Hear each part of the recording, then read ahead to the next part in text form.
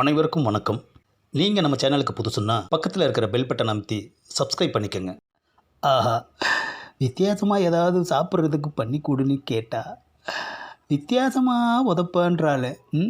ஹோட்டலில் போய் என்ன வித்தியாசமாக சாப்பிட்றது? இதே மாதிரி தானே பொண்டாட்டியும் கேட்டா என்ன வித்தியாசமாக சமைக்கணும்னு. ஆனால் நமக்கு சொல்ல தெரியலையே. திங்க தெரிகிற வாய்க்கு என்ன வித்தியாசமாக வேணும்னு கூட சொல்ல தெரியலையே ஐயா. என்னது புதுசாக ஒரு ஹோட்டலு? என்னது ஹோட்டலோட பேரே வித்தியாசம்னு வச்சுருக்காங்க. ஆஹா, கண்டிப்பாக வித்தியாசமாக நிறைய வச்சுருப்பாங்க. போய் இன்றைக்கி ஒரு புடி பிடிச்சிட வேண்டியது தான். என்னது உள்ளே வந்து உக்காந்து இவ்வளோ நேரம் ஆச்சு, சப்ளையர் இன்னும் காணமே. வராயா? ஏப்பா 2 இட்லி 3 வகை சட்னி, புரியுதா? அப்புறம் இட்லி பூவாகவே இருக்கணும், புரியுதா? போய் கொண்டா. சட்னியை கொண்டாந்து வைக்கிறான். எப்பா என்னது? இதுதான் வித்தியாசம். சட்னியை வச்சுட்டு அப்புறம் இட்லி கொண்டு வருவீங்க போல இருக்கு. சரி. என்னது ஒரு பிளேட்டில் 2 மல்லிகைப்பூ வச்சு கொண்டாந்து வைக்கிறியப்பா. நீ தானே இட்லி பூவாக இருக்கணும்னு, அதான் வித்தியாசமாக பூவை எடுத்துகிட்டு வந்து வச்சுருக்கேன். ஏப்பா தோசை இருக்கா?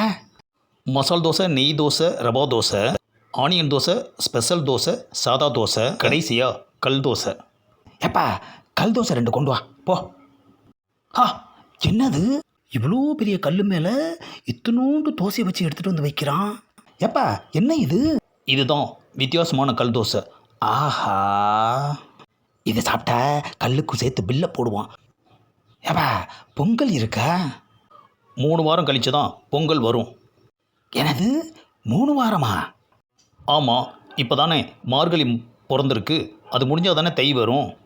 ஏப்பா நான் தைப்பொங்கலை சொல்லலப்பா, உங்கள் கடை நெய்ப்பொங்கலை சொன்னேன். நாங்கள் பொங்கலுக்கு தான் பொங்கல் போடுவோம். ஆஹா, வித்தியாசங்கிற பேரில் சாகடிக்கிறாங்களே ஐயா. சரிப்பா பூரி மசாலா கொண்டு வா. ஆமாம், பூரிக்கு தொட்டுக்க சிக்கன் மசாலாவா, மட்டன் மசாலாவா, சென்னா மசாலாவா, இல்லை ஆச்சி மசாலாவா?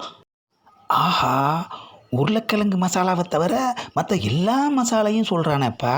கேட்டால் வித்தியாசம்பா. ஏப்பா டிஃபன் ஐட்டமே வேணாம், ஆமை வடை கொண்டு வா. நாங்கள் ஆமக்கறியிலலாம் வடை பண்ணுறதில்ல. முடியலை சாமி. சரிப்பா 2 மெதுவடை எடுத்துகிட்டு வா. மெதுவடை வர்றதுக்கு 4 மணி நேரம் ஆகும், பரவாயில்லையா? ஏன்? கிச்சன்லேருந்து மெதுவாக தான் உன் டேபிளுக்கு வரும். முடிஞ்சுதுரா கதை சாமி. வித்தியாசங்கிறோம், ஆனால் ஒரு ஐட்டம் கூட சாப்பிட்ற மாதிரி இல்லையே ஐயா.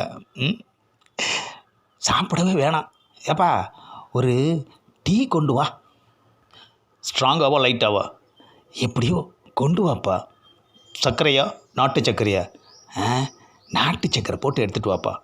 உள்நாடா வெளிநாடா? ஆஹா, ஏப்பா எனக்கு எதுவுமே வேணாம், ஒரே டம்ளரு பச்சை தண்ணி கொடு. பச்சை தண்ணி எங்ககிட்ட கிடையாது. சரிப்பா கிளம்புறேன். எங்கே கிளம்புற? இந்த பில்லு. என்னது பில்லா? ஏப்பா நான் தான் சாப்பிடவே இல்லையே. இப்போ இவ்வளோ நேரம் என்கிட்ட பேசிக்கிட்டு இருந்தீல்ல, அதுக்கு தான் பில்லு. என்னது பேசுனதுக்கு பில்லா? ஆஹா, ரொம்பவே வித்தியாசமாக தான் ஏன் இருக்குது உங்கள் ஹோட்டலு.